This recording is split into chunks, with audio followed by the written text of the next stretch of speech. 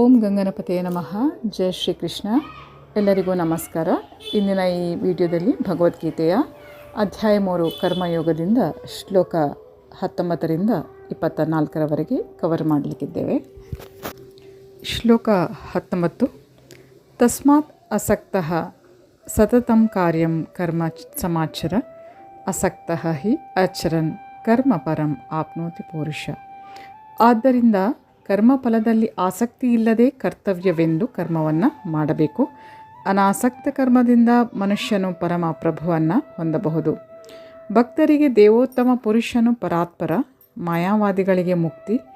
ಆದ್ದರಿಂದ ಯೋಗ್ಯ ಮಾರ್ಗದರ್ಶನ ಪಡೆದು ಕೃಷ್ಣನಿಗಾಗಿ ಅಥವಾ ಕೃಷ್ಣ ಪ್ರಜ್ಞೆಯಲ್ಲಿ ಕೆಲಸ ಮಾಡುತ್ತಾ ಕರ್ಮಫಲದ ಬಗ್ಗೆ ನಿರ್ಲಿಪ್ತನಾಗಿರುವವನು ನಿಶ್ಚಯವಾಗಿಯೂ ಬದುಕಿನ ಪರಮ ಗುರಿಯತ್ತ ಮುನ್ನಡೆಯುತ್ತಿದ್ದಾನೆ. ಅರ್ಜುನನು ಯುದ್ಧ ಮಾಡಬೇಕೆಂದು ಕೃಷ್ಣನು ಅಪೇಕ್ಷಿಸುವುದರಿಂದ ಕೃಷ್ಣನಿಗಾಗಿ ಕುರುಕ್ಷೇತ್ರದಲ್ಲಿ ಯುದ್ಧ ಮಾಡಬೇಕೆಂದು ಅವನಿಗೆ ಹೇಳಲಾಗುತ್ತಿದೆ. ಒಳ್ಳೆಯ ಮನುಷ್ಯನಾಗಿರುವುದು ಅಥವಾ ಅಹಿಂಸಾನಿಷ್ಠನಾಗಿರುವುದು ವೈಯಕ್ತಿಕ ಆಸಕ್ತಿ. ಆದರೆ ಪರಾತ್ಪರದ ಪರವಾಗಿ ಕಾರ್ಯತತ್ಪರನಾಗುವುದು ನಿಷ್ಕಾಮ ಕರ್ಮ.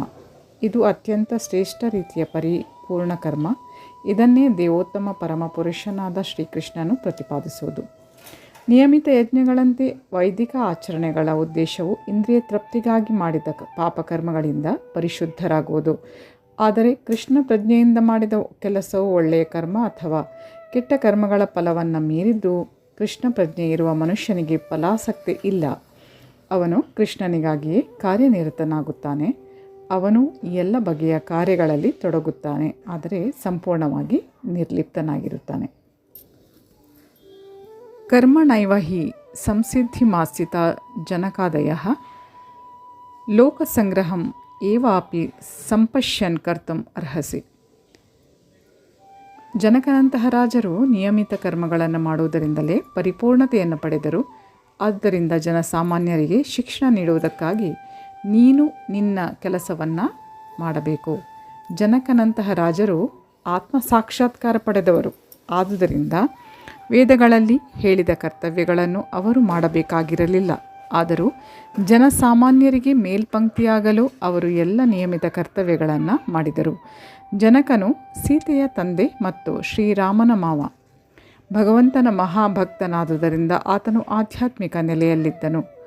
ಆದರೆ ಮಿಥಿಲೆಯ ರಾಜನಾಗಿದ್ದುದರಿಂದ ಆತನು ನಿಯಮಿತ ಕರ್ತವ್ಯಗಳನ್ನು ಮಾಡುವುದು ಹೇಗೆ ಎನ್ನುವುದನ್ನು ತನ್ನ ಪ್ರಜೆಗಳಿಗೆ ಹೇಳಿಕೊಡಬೇಕಾಗಿತ್ತು. ಶ್ರೀಕೃಷ್ಣನು ಭಗವಂತನ ನಿತ್ಯ ಸ್ನೇಹಿತನಾದ ಅರ್ಜುನನು ಕುರುಕ್ಷೇತ್ರದಲ್ಲಿ ಯುದ್ಧ ಮಾಡಬೇಕಾದ ಅಗತ್ಯ ಇರಲಿಲ್ಲ. ಆದರೆ ಒಳ್ಳೆಯ ವಾದಗಳು ನಿಷ್ಫಲವಾದಾಗ ಹಿಂಸೆಯು ಅಗತ್ಯ ಎನ್ನುವುದನ್ನು ಜನಸಾಮಾನ್ಯರಿಗೆ ಹೇಳಿಕೊಡಲು ಅವರು ಯುದ್ಧ ಮಾಡಿದರು. ಕುರುಕ್ಷೇತ್ರ ಯುದ್ಧಕ್ಕೆ ಮೊದಲು ಯುದ್ಧವನ್ನು ತಪ್ಪಿಸಲು ಎಲ್ಲ ಪ್ರಯತ್ನಗಳನ್ನು ಮಾಡಲಾಯಿತು. ದೇವೋತ್ತಮ ಪರಮಪುರುಷನೂ ಸಹ ಪ್ರಯತ್ನಿಸಿದ. ಆದರೆ ಇನ್ನೊಂದು ಪಕ್ಷವು ಯುದ್ಧ ಮಾಡಲು ದೃಢ ನಿಶ್ಚಯವನ್ನು ಮಾಡಿತ್ತು. ಹೀಗೆ ನ್ಯಾಯವಾದ ಗುರಿಗಾಗಿ ಹೋರಾಡುವುದು ಅಗತ್ಯವಾಗುತ್ತದೆ. ಕೃಷ್ಣ ಪ್ರಜ್ಞೆಯಲ್ಲಿ ನೆಲೆಯಾಗಿರುವವನಿಗೆ ಜಗತ್ತಿನಲ್ಲಿ ಯಾವ ಆಸಕ್ತಿಯೂ ಇಲ್ಲದಿರಬಹುದು. ಆದರೂ ಆತನು ಹೇಗೆ ಬದುಕಬೇಕು ಮತ್ತು ಹೇಗೆ ಕೆಲಸ ಮಾಡಬೇಕು ಎಂದು ಜನರಿಗೆ ತೋರಿಸಿಕೊಡಲು ಕೆಲಸ ಮಾಡುತ್ತಾನೆ. ಕೃಷ್ಣ ಪ್ರಜ್ಞೆಯಲ್ಲಿ ಅನುಭವಿಗಳಾದವರು ಇತರರು ತಮ್ಮನ್ನು ಅನುಸರಿಸುವಂತೆ ಕ್ರಿಯಾನಿರತರಾಗಬಲ್ಲರು. ಇದನ್ನು ಮುಂದಿನ ಶ್ಲೋಕದಲ್ಲಿ ವಿವರಿಸಲಾಗಿದೆ. ಶ್ಲೋಕ 21. ಯತ್ ಯತ್ ಆಚರತಿ ಶ್ರೇಷ್ಠಃ ತತ್ ತತ್ ಏವ ಇತರಃ ಜನಃ ಸಹ ಯತ್ ಪ್ರಮಾಣಂ ಕುರುತೆ ಲೋಕಃ ತತ್ ಅನುವರ್ತತೆ. ಶ್ರೇಷ್ಠನಾದವನು ಹೇಗೆ ನಡೆದರೆ ಹಾಗೆ ಸಾಮಾನ್ಯ ಜನರು ಅನುಸರಿಸುತ್ತಾರೆ. ಮೇಲ್ಪಂಕ್ತಿಯಾದ ತನ್ನ ಕಾರ್ಯಗಳಿಂದ ಆತನು ಯಾವುದನ್ನು ಪ್ರಮಾಣವನ್ನಾಗಿ ಮಾಡುತ್ತಾನೋ ಅದನ್ನೇ ಇಡೀ ಲೋಕವು ಅನುಸರಿಸುತ್ತದೆ. ಸ್ವಂತ ಆಚರಣೆಯಿಂದ ಜನರಿಗೆ ಶಿಕ್ಷಣ ಕೊಡುವ ನಾಯಕನು ಯಾವಾಗಲೂ ಜನರಿಗೆ ಬೇಕು. ತಾನೇ ಧೂಮಪಾನ ಮಾಡುವ ನಾಯಕನು ಜನರಿಗೆ ಧೂಮಪಾನವನ್ನು ಬಿಡುವುದನ್ನು ಕಲಿಸಲಾರ. ಒಬ್ಬ ಉಪಾಧ್ಯಾಯನು ಇತರರಿಗೆ ಹೇಳಿಕೊಡುವ ಮುನ್ನ ತಾನು ಯೋಗ್ಯ ರೀತಿಯಲ್ಲಿ ನಡೆದುಕೊಳ್ಳಬೇಕಾಗುತ್ತೆ. ಆ ರೀತಿಯಲ್ಲಿ ಬೋಧಿಸುವ ಉಪಾಧ್ಯಾಯನನ್ನು ಆಚಾರ್ಯ ಎಂದು ಕರೆಯಲಾಗುತ್ತದೆ. ಆದ್ದರಿಂದ ಸಾಮಾನ್ಯ ಮನುಷ್ಯನಿಗೆ ಬುದ್ಧಿ ಹೇಳಿಕೊಡಲು ಗುರುವು ಶಾಸ್ತ್ರಗಳ ತತ್ವಗಳನ್ನು ಆಚರಿಸಬೇಕು. ಅಪೌರುಷೇಯ ಶಾಸ್ತ್ರಗಳ ತತ್ವಗಳ ವಿರುದ್ಧ ಗುರುವು ನಿಯಮಗಳನ್ನು ಸೃಷ್ಟಿ ಮಾಡಲಾರ. ಮನುಸಂಹಿತೆಗಳಂತಹ ಅಪೌರುಷೇಯ ಶಾಸ್ತ್ರಗಳನ್ನು ಮಾನವ ಕುಲವು ಅನುಸರಿಸಬೇಕಾದ ಪ್ರಮಾಣ ಗ್ರಂಥಗಳೆಂದು ಪರಿಗಣಿಸಲಾಗಿದೆ. ಆದ್ದರಿಂದ ನಾಯಕನ ಬೋಧನೆಗಳಿಗೆ ಇಂತಹ ಪ್ರಮಾಣಶಾಸ್ತ್ರಗಳು ಆಧಾರವಾಗಬೇಕು. ತನ್ನನ್ನು ಉತ್ತಮಗೊಳಿಸಲು ಬಯಸುವವನು ಶ್ರೇಷ್ಠ ಗುರುಗಳು ಅನುಷ್ಠಾನಕ್ಕೆ ತಂದಿರುವ ಪ್ರಮಾಣ ನಿಯಮಗಳನ್ನು ಅನುಸರಿಸಬೇಕು. ಶ್ರೀಮದ್ ಭಾಗವತವೂ ಸಹ ನಾವು ಶ್ರೇಷ್ಠ ಭಕ್ತರ ಹೆಜ್ಜೆಯಲ್ಲಿ ನಡೆಯಬೇಕು, ಆಧ್ಯಾತ್ಮಿಕ ಸಾಕ್ಷಾತ್ಕಾರದ ದಾರಿಯಲ್ಲಿ ಮುನ್ನಡೆಯಲು ವಿಧಾನ ಅದೇ ಎಂದು ಹೇಳುತ್ತದೆ. ಅರಸ ಅಥವಾ ರಾಜ್ಯದ ಆಡಳಿತ ಮುಖ್ಯಸ್ಥ, ತಂದೆ, ಶಾಲೆಯ ಉಪಾಧ್ಯಾಯ ಇವರೆಲ್ಲರನ್ನೂ ಮುಗ್ಧ ಜನಸಾಮಾನ್ಯರ ಸಹಜ ನಾಯಕರೆಂದು ಪರಿಗಣಿಸಲಾಗುತ್ತದೆ. ಇಂತಹ ಎಲ್ಲ ಸಹಜ ನಾಯಕರಿಗೂ ತಮ್ಮ ಆಶ್ರಿತರ ವಿಷಯದಲ್ಲಿ ದೊಡ್ಡ ಹೊಣೆ ಇರುತ್ತದೆ.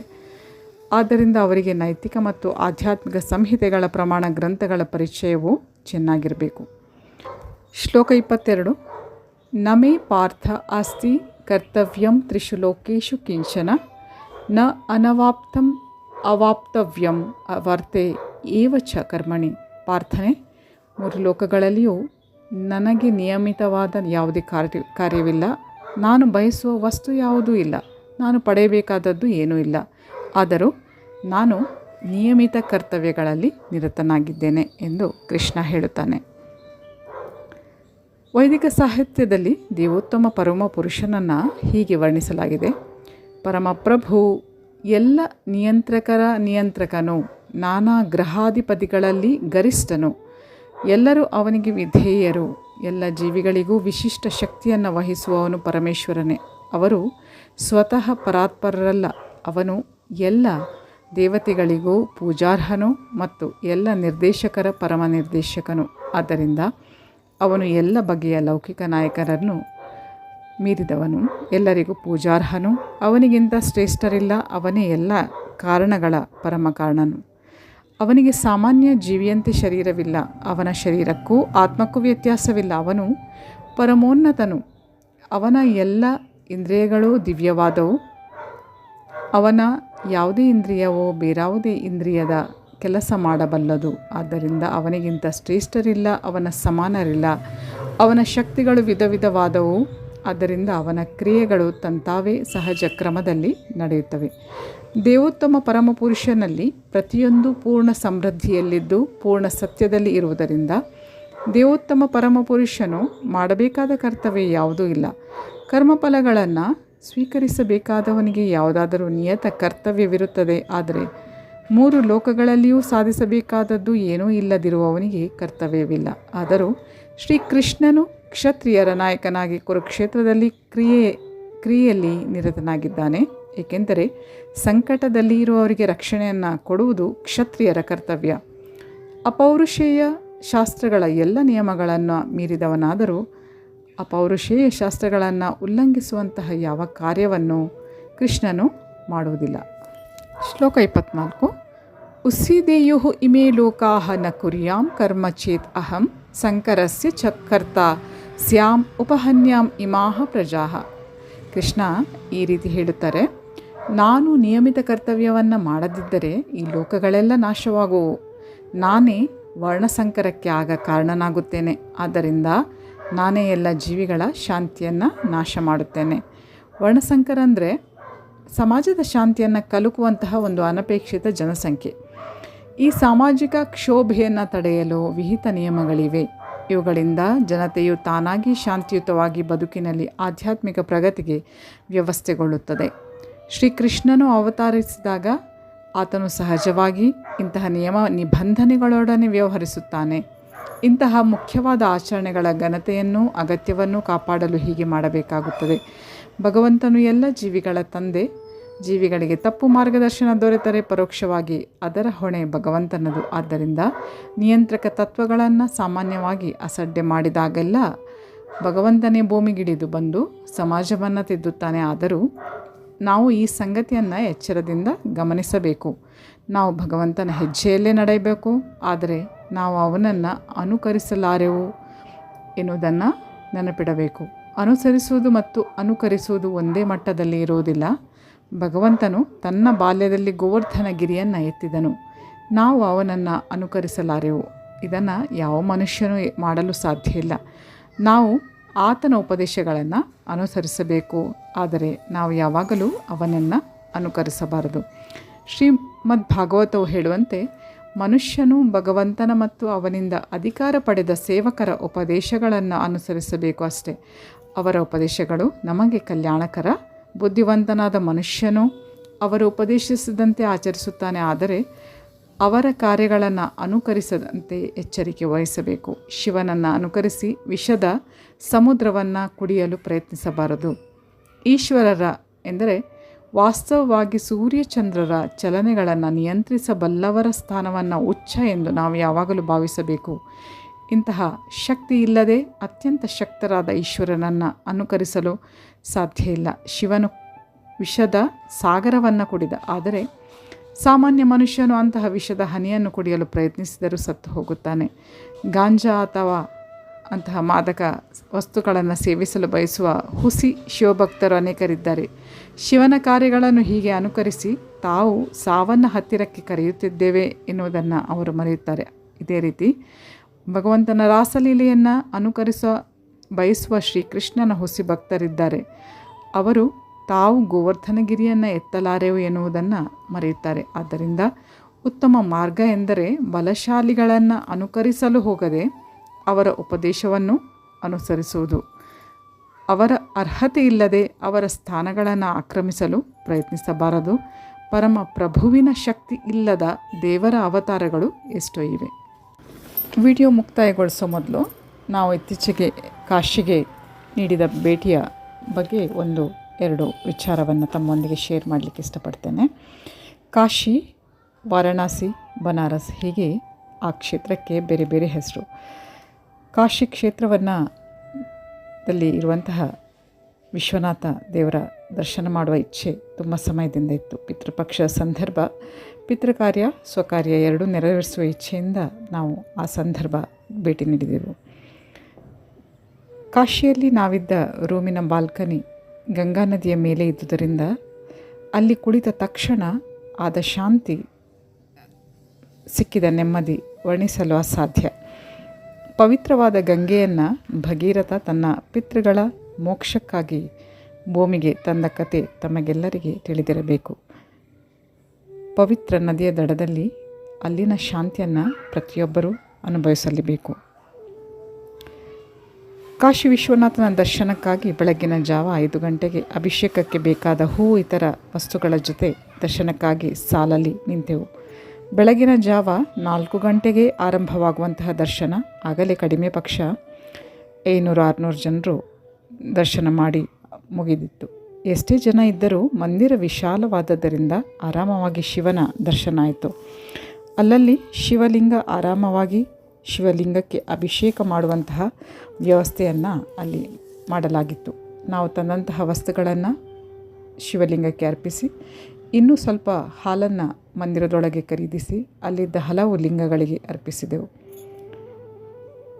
ಅಲ್ಲಿದ್ದ ಇತರ ದೇವತೆಗಳ ದರ್ಶನ, ಹನುಮಾನ್, ಲಕ್ಷ್ಮೀನಾರಾಯಣ, ಅನ್ನಪೂರ್ಣ ಹೀಗೆ ಅನೇಕ ದೇವತೆಗಳ ಗುಡಿಗಳಲ್ಲಿ ದರ್ಶನ ಮುಗಿಸಿ ಅನಂತರ ನಂದಿಗೆ ನಮಸ್ಕರಿಸಿದೆವು.